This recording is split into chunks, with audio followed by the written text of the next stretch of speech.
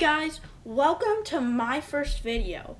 In this video, this is going to be the start of a tutorial series I probably want to finish, and it will teach people how to code.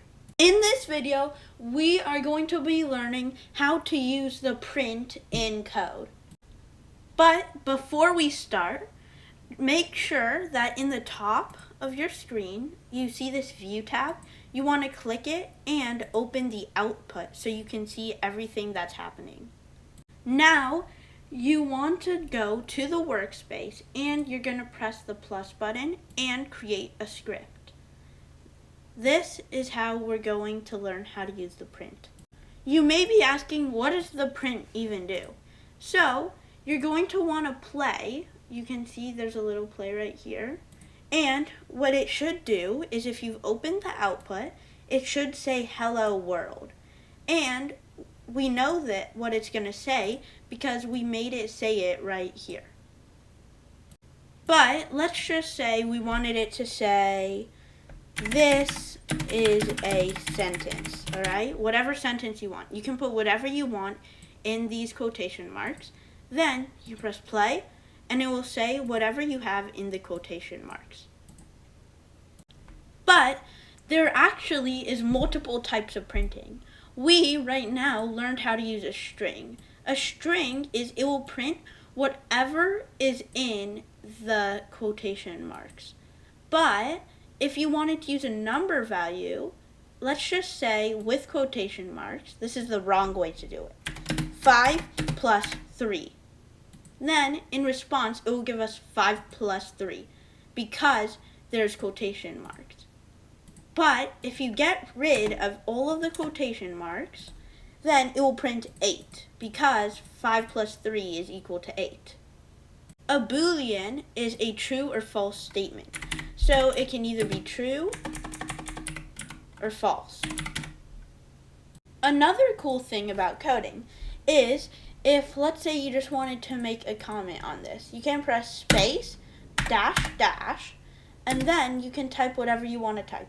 So first you can type like, this will print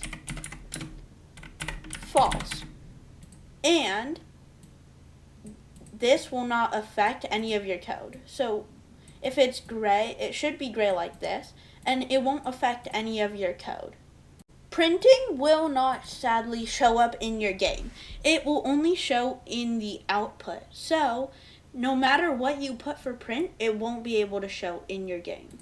But you can use this. For example, let's say we were making a game where, like, at the start, it will say thank you for playing or something like that. You can't see it in Roblox, but maybe, oh, I forgot to put quotation marks. So remember to always put quotation marks. Say thank you for joining maybe. Thank you for joining. Then when you play the game, the creator will be able to see, or let's just say you join. The player can't see this, but it will still say thank you for joining and when you joined. The reason you would want to put prints also is even if it doesn't do anything, it can still help you keep your code organized. For example, when the player joins, it will say thank you for joining. So it's just to keep your game organized. Like when we're learning more complex code in this tutorial series, let's just say you are making a tycoon, okay? And in the tycoon, a block will drop. But you want to know, like, let's say your code is broken and the block doesn't drop. In the code, you would put, like, print block drop. So when the block would drop, it would say block drop. But if it doesn't say that, you know that the block isn't dropping. So that's just one example of a way you can use the print function. Thank you guys so much for watching my video and learning with me how to use the print function. It means a lot.